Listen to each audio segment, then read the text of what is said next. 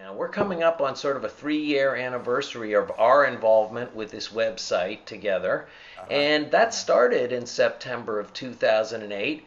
There's a group of guys that Yep. gets together once a year in September out at Kettle Pond. We rent the lean-tos and we do some fishing and we eat some barbecue, and we kind of talk about the big issues of the world as we see them. And 3 years ago, the economy was on the verge of the collapse. You called the stock market crash that happened the next week. And a lot of these guys who are not normally that interested in talk about monetary systems, me included, Yeah, woke right. up and started paying attention to you. And we started working together on the website. You came to Yep. Montpelier in April of 2009 and gave your talk that is on YouTube in 8 or 9 segments. And you're coming back up from Virginia for our Kettle Pond outing next weekend. But before you do that, we're going to have you speak in Montpelier again at the Pavilion Auditorium, 109 State Street in Montpelier. And Joe, why are you coming to talk again? What's changed in the greater economy out there? And what's changed in the monetary reform movement? Basically what's changing the economy is, we've gone 2.5 years on life support, Pete. Okay, we're intravenously fed, we're by however many trillions of dollars of measures that have been taken by the Fed and a little bit by the government, in terms of TARP. In order to do what? Okay, Pete, to keep the economy going, to keep the appearance of a pulse, in the economy. And that's the only thing that's there. I'm just saying, Pete, if you pull that out, there'd be no pulse in the economy. The recession would still be going on, even by their measure. So basically, Pete, we're just two and a half years later, and things have started to show up as to what that means. Losing firemen and teachers and police and government workers, and the ability to protect your job and the ability to protect your environment and the ability to have health benefits and all of that stuff, Pete, is fallen by the wayside along with the national economy.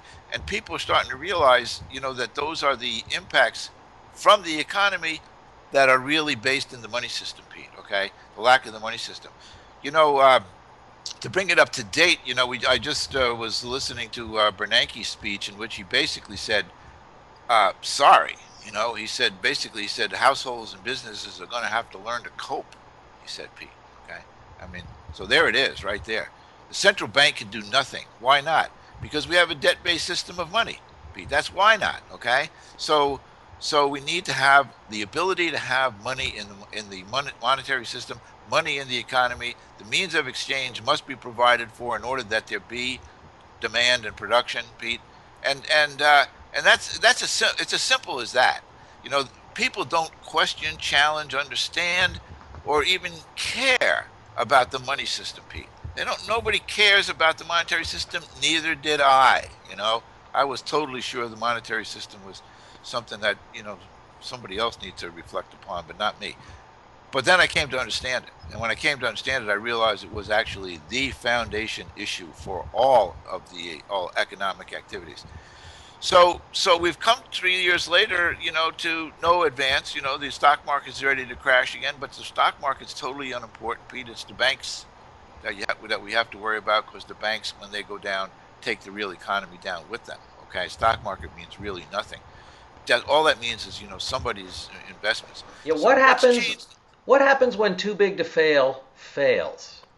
It's collapse, chaos. They say it manifests itself in illiquidity. That is to say, there's no money to do anything with.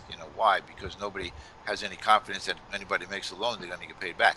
But that what that really means is what that really portrays and exemplifies is the fact that we need to have, separate from the investment banking casino world of speculative investment out there, a break between that and the real economy that we all live and work in, Pete. But the things that have happened since then in terms of monetary reform, Pete, primarily three things that I'm going to talk about on Wednesday.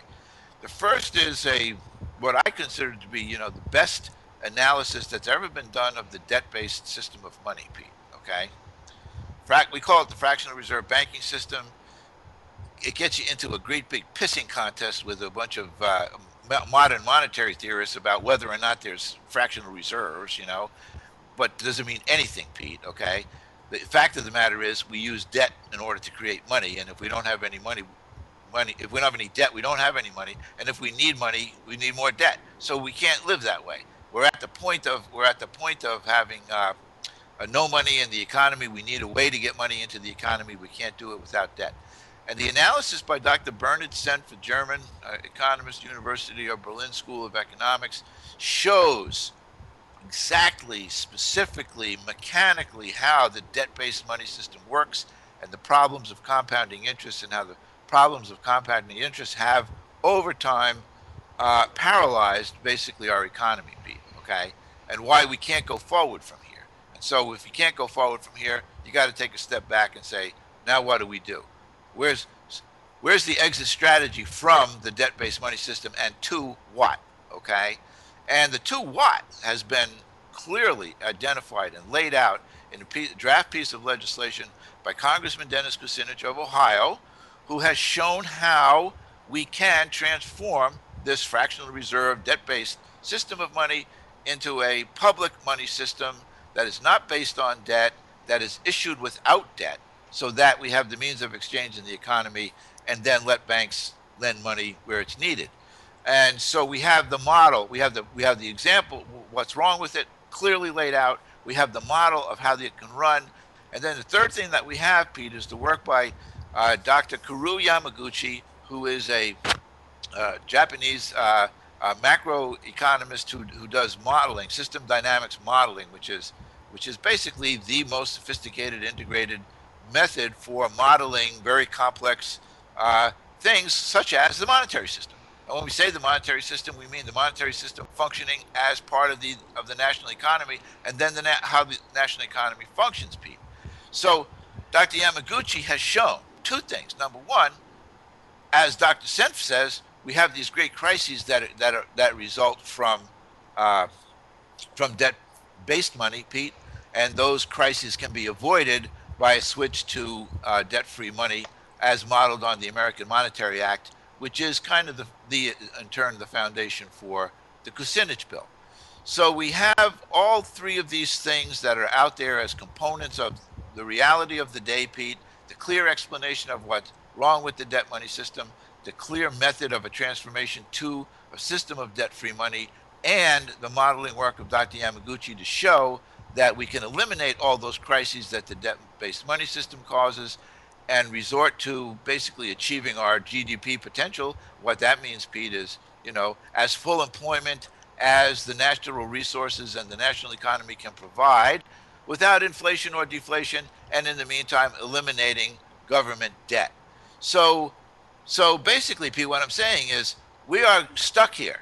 Bernanke says cope, and I say change. We need to make a change. And the objective, really, Pete, is to try to get, the Vermonters, as my heart, is in Vermont, to try to get our congressional delegation to support the work of Congressman Dennis Kucinich. Now that means that first they have to understand it, Pete. Okay, and to me, they need to become, motivated to understand it by hopefully the talk I'm going to give. So we could see Congressman Welch, matching up with Congressman Kucinich, and we could see Senator Leahy and Senator Bernie Sanders as the people that introduced this bill in the United States Senate, Pete, and we can start to make progress to change basically the national economy and how the national economy works. Yeah, very exciting to have Vermont be the place that it starts, Joe. The mouse that roared, Pete. The mouse that roared. Okay, Joe. Have a good trip up here. I look forward to getting out in a canoe with you. Okay? Okay, thanks, Pete. See you, Joe. Ciao.